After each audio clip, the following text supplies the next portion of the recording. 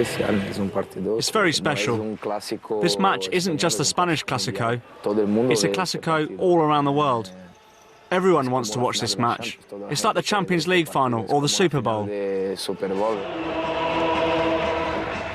think that Madrid-Barça or Barça-Madrid, there's politics behind it and culture behind it and feelings behind it. Fierce, very vociferous. You know, when we arrived in at the new camp, you know, we'd have to have armed guard running alongside your team bus from the hotel to the stadium. This is one of life's classics.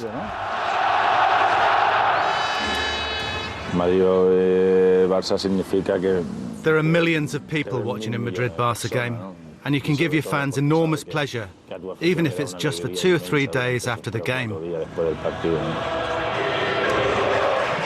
That feeling is quite incredible, that, especially when you used to come at Barcelona, they had a subterranean dressing room where you come in, you go up the steps, and it's all around you, and that is packed. This is the welcome that Barcelona fans set aside for just one club. The famous Camp Nou stadium in Barcelona, 110,000 fans, and each and every one of them passionately anti-Madrid. It's quite simply the most hostile reception that Real Madrid will receive anywhere in the world.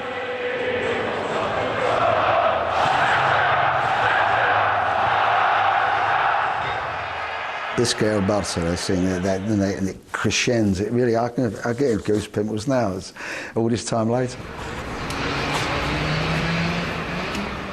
I think you feel it a lot more if you're actually from Barcelona, if you have Catalan roots. You come out onto the pitch and there are 100,000 fans supporting you. It's the most important match of the season. For a Catalan like Albert Ferrer, playing in the Spanish Clásico is a matter of enormous pride, as playing for Barcelona effectively means you're representing Catalonia. For some, a region of Spain, for many others, a country in itself. It's all about identity. Whenever this team takes the field, they always play for the Catalan flag.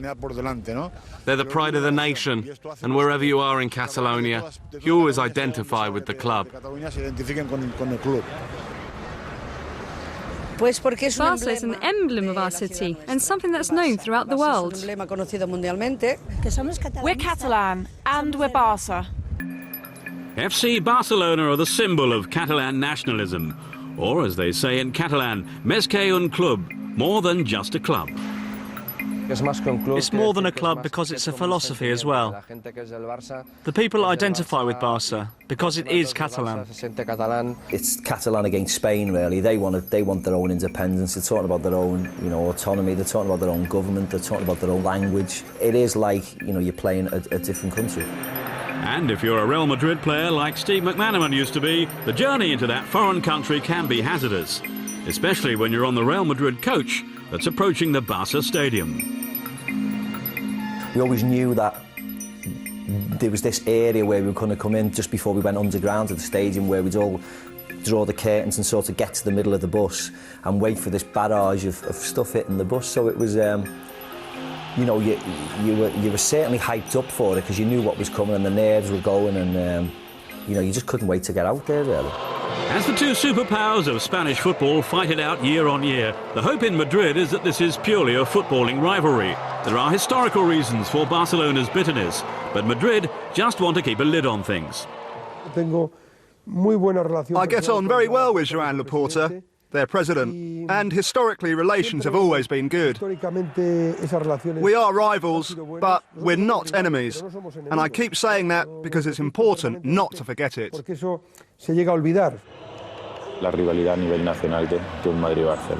At a national level, the rivalry is between Madrid and Barcelona, and that's for many political and historical reasons. But at the end of the day, this is a game of football between two eternal rivals, Barca and Real Madrid. And this should always come before the politics. Still, the Madrileños do give as good as they get when Barca arrive at the Santiago Bernabeu. When we went out, they play a Madrid song, and you know, it happens all over the place. So it never really bothered me. Sometimes when we went out to play Barca at Madrid, you know, it'll all be white and and it spelled Real Madrid, or when we played Barca, it spelled Barca and stuff, and that was always quite impressive. Off the pitch, the Madridistas see the Catalan separatist feelings as a slur against their nation, and the greeting here is never too welcoming.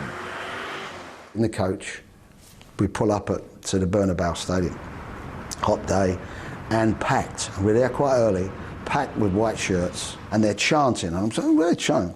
And they're chanting, Spain, Spain, Spain. You know, you're not Spain. That division between Catalonia and Spain absolutely defines this rivalry. Many Catalans point to centuries of repression from the centralist Madrid-based state. The Spanish Civil War of 1939 is still particularly fresh in the memory. It was General Franco's forces that overwhelmed the rebel factions in Catalonia. Then his dictatorship introduced measures that were very unwelcome. I think it all goes back to the dictatorship, when Franco was around. And really, Catalonia was living under repression.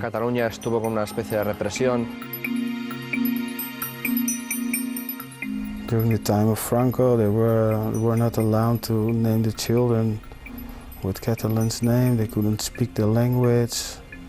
That's oppression. And luckily enough, it's a long time ago, but for many people it's fresh. And if you talk about oppression, you always have a reaction, and you always will have a reaction in the future, because people will remember what happened over there. There was always that extra dimension because of the Franco years and the feeling that Barcelona has always been a little opposed to Spain. So there was always that extra dimension. While Madrid enjoyed political domination, it was a period of austerity for Barcelona and Catalonia.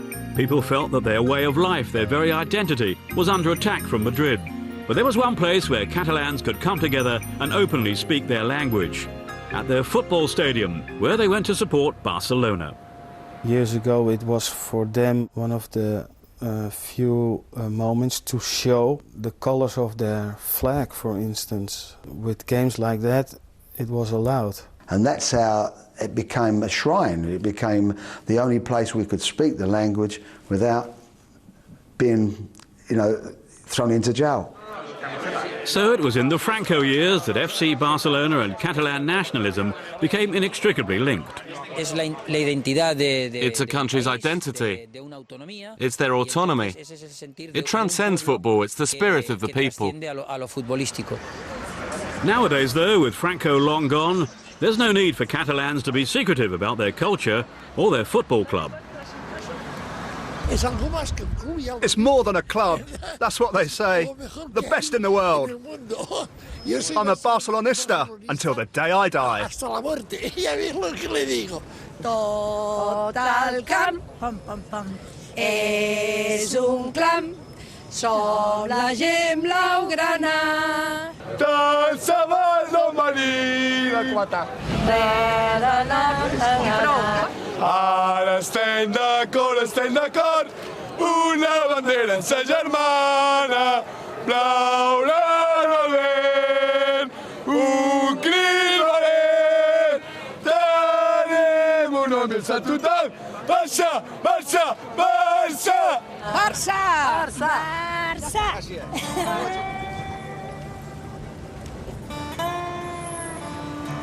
As you might imagine, Real Madrid fans are few and far between in Catalonia. But if you look hard enough, you do come across the odd one or two. There are a couple of supporters groups dotted around the region. But life is difficult for the Madridistas here, and a love of the enemy is nothing to shout about around these parts. On the surface, everyone supports Barca, but there are a lot of Real Madrid fans here. We think that there are nearly 800,000 Madridistas here in Catalonia.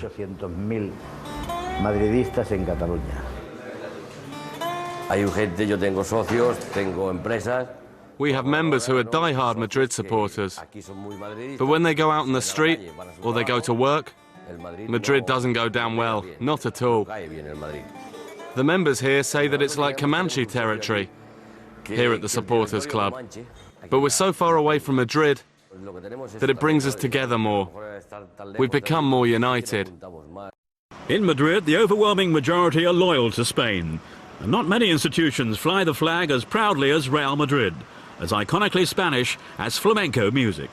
¡Qué alegría, madre mía! ¡Qué alegría, madre mía! Que ha ganado el Real Madrid. Aunque lo sienta la Mari, aunque lo sienta la Mari, y lo disfrute Joaquín. On the pitch, it had been a barren period for the capital city. But 2007 turned out to be their year, as Fabio Capello led Real Madrid to their 30th Primera Liga title. Local boy Raúl, such a hero in these parts, led Madrid's international stars in celebration, David Beckham, Fabio Cannavaro among them. After 3 unsuccessful years, title joy again for Real.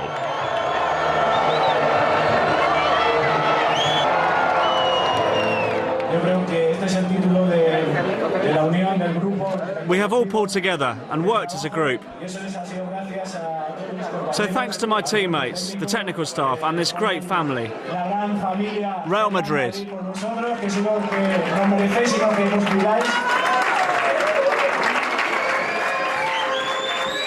Down the years, Real Madrid have more or less held sway in terms of football success. As Madrid dominated the Spanish league and became almost unbeatable in Europe, it was hard to take in Barcelona. For some, it was this jealousy that ignited the rivalry. I think that the only thing that Real Madrid has done wrong is to have been better than Barcelona. That's always been true, and in historical terms, Real Madrid were officially the best team in the world in the 20th century. That view may be given very short shrift in Barcelona, especially given the club's recent successes. But there was always huge suspicion about Madrid's influence. Many felt that Spanish football wasn't always played on a level field.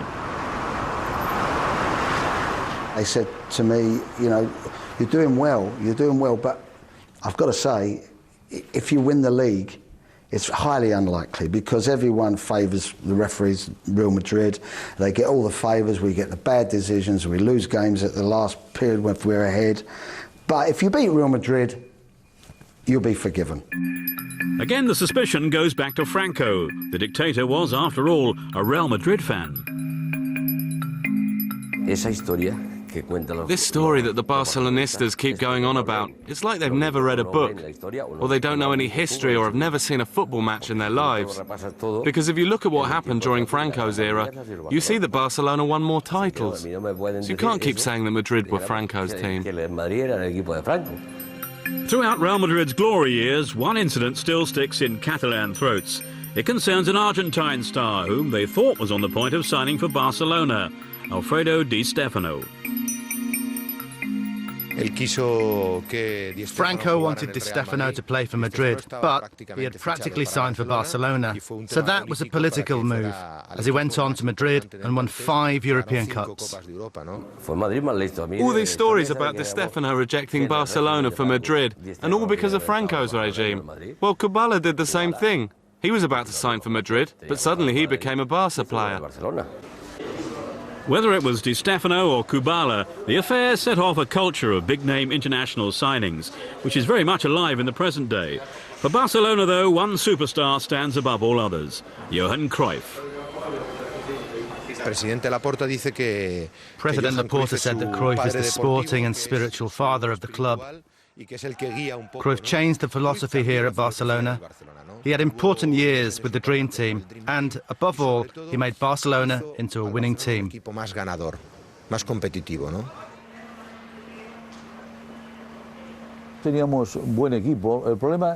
We did have a good team in those days.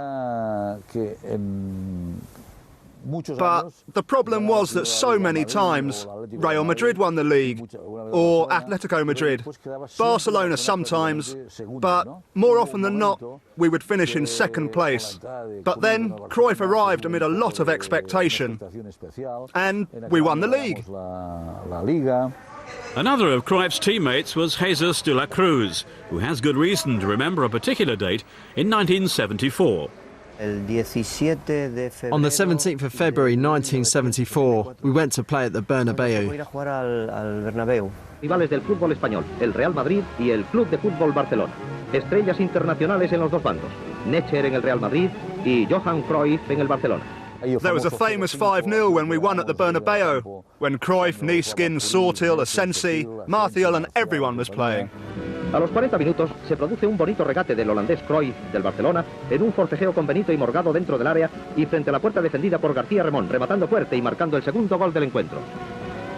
The team started to play well and just started to score goals. 5 in fact. He ahí la carrera de Asensi. Va a chutar. Ahí está el gol. Every time we went forward, we scored. Hecho que aprovecha Cruyff para cambiar el juego a Juan Carlos, que se encuentra solo en el ala derecha y que de tiro cruzado y bombeado consigue el cuarto gol. I just remember this deathly silence in the Bernabeu because they had just been hammered by their eternal rivals.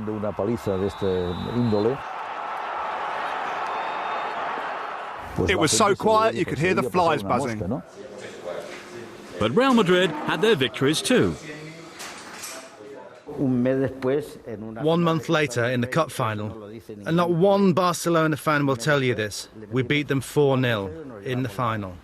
But whenever you start talking about Barca Madrid, they talk about the 5-0 at the Bernabeu, but they're very quiet about the other one. 5-0 had become a familiar result for Barca Madrid games. Johan Cruyff came back to Barcelona as coach, and his dream team wreaked havoc once again.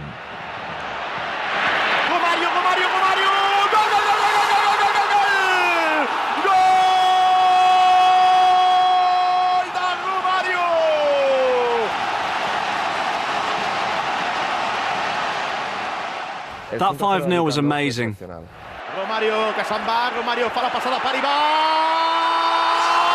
i el cinquè que puja el marcador, 5-0. It was one of the great games of the Cruyff era.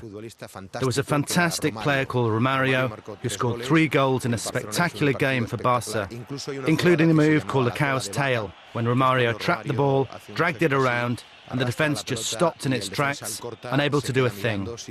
One of the best goals we've ever seen in the Clásico. Cue celebrations in a distinctly Catalan style.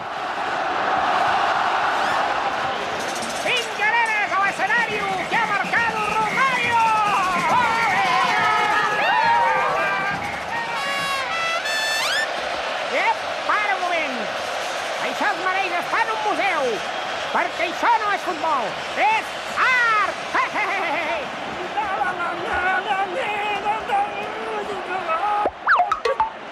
The year after, though, it was Madrid's turn to celebrate. It was an extraordinary experience, but a year later we went to the Bernabeu and they put 5 plus us 2. So I suppose justice was done. We had done the same to them and it was our turn. But when you leave the Bernabeu having lost 5-0, we just felt so disappointed. Like, what's happened to us? And thank God when it was finally over. Sweet revenge then for Real Madrid, and over the years that followed, Real gained the initiative in the great Spanish rivalry. Barca may have won their first European Cup in 1992, but Real won the competition in 98, 2000 and again 2 years later, setting a record of 9 European Champions titles. No club can claim the kind of history that Real Madrid has. We were the team of the century, and no one can do better than that. There isn't a team in the world that can get close to us. Madrid tried to build on this golden era by buying the biggest stars in world football. Every year, President Perez made sure he secured a megastar for Real Madrid. But this Galactico culture was kicked off by the most controversial purchase of all. Luis Figo was signed from Barcelona. Impossible. Maybe if you were from another part of Spain, Zaragoza or Bilbao, then you could go to Barcelona for 4 years and then to Madrid. That's difficult enough. But for players like us who had been at Barca since we were 12 years old, impossible. Nevertheless, Figo, idol of Barcelona, made the move to Madrid. He wasn't exactly made welcome when he returned in the white of Real. It was heavy stuff. There was a study that found that the noise levels were higher than any disco in town, decibels that were capable of splitting your eardrums. When Figo came out with his teammates, it was impossible to hear yourself speak. I think it was one of the hardest moments a sportsman has ever had to endure, and I wouldn't wish it on my worst enemy. That Figo match was very unpleasant. The Barca fans were furious that one of their stars had gone to Real Madrid, but what they did was awful. The sad thing was that nobody was punished for what happened. Football should be healthy, clean, but it has always been this way. I don't remember it ever being any different.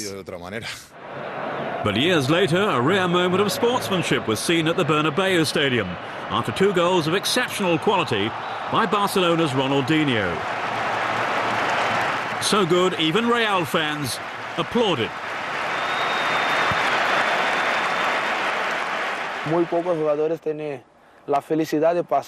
Not many players have had a moment quite like that. To get that kind of recognition from a rival like Real Madrid, that was a moment I'll never forget. Something to tell my children and my grandchildren. And I'll keep on working to reach that level again. It's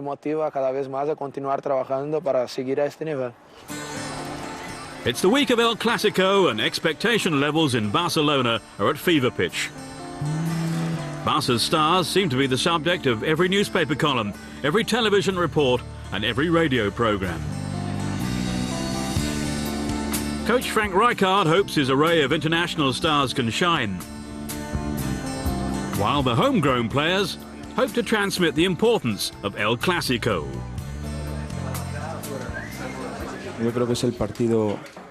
I think this is an amazing match. We wait for this one the whole year round.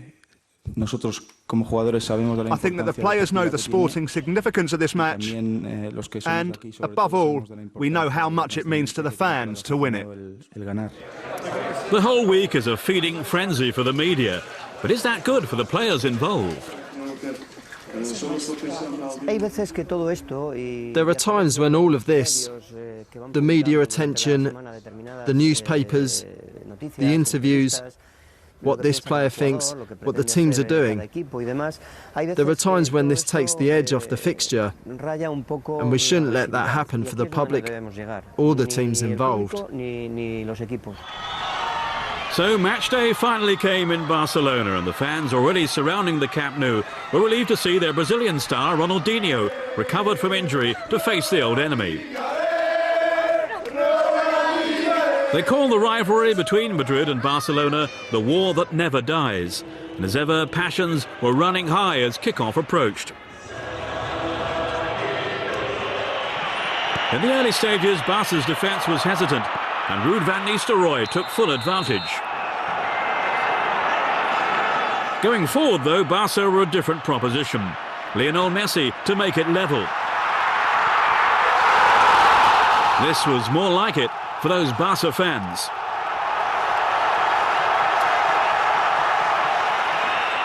But once again, a lapse in the home defence gave Madrid an unexpected chance. Guti brought down for a penalty.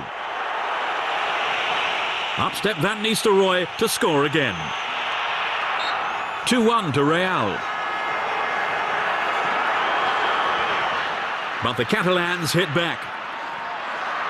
And if Ronaldinho can't get you a goal, then someone else probably will. Lionel Messi swept in the rebound, 2-2. Real, though, were far from finished. Sergio Ramos made it 3-2. But ultimately, the night was to belong to the magnificent Lionel Messi, who dug deep for a spectacular equaliser just minutes from time. It ended 3-3, a hat-trick for the Argentine, which earned some generous praise too from the Madrid captain, Raúl. He was on the bench, and he came to congratulate me. He said to me, with those 3 goals, you've shown that you're a great player. Which was a really nice thing for Raúl to say. Barca's season was to end without reward, while Real Madrid landed an unexpected 30th league title. I think that all the Madridistas can be proud of this team. And let's hope that this is the start of a new era and there'll be more success to come. But back at Barcelona, there's a much more philosophical take on Madrid's victory. Barca Madrid is, after all, the war that never ends. Now it's Real Madrid's turn to celebrate and Barca's to commiserate. So now we wait for the next season to start. It's always like this. If one wins, the other loses. One smiles, the other cries. It goes on forever. This rivalry has existed for years, and it will always be there. Barcelona need this rivalry, and so do Real Madrid.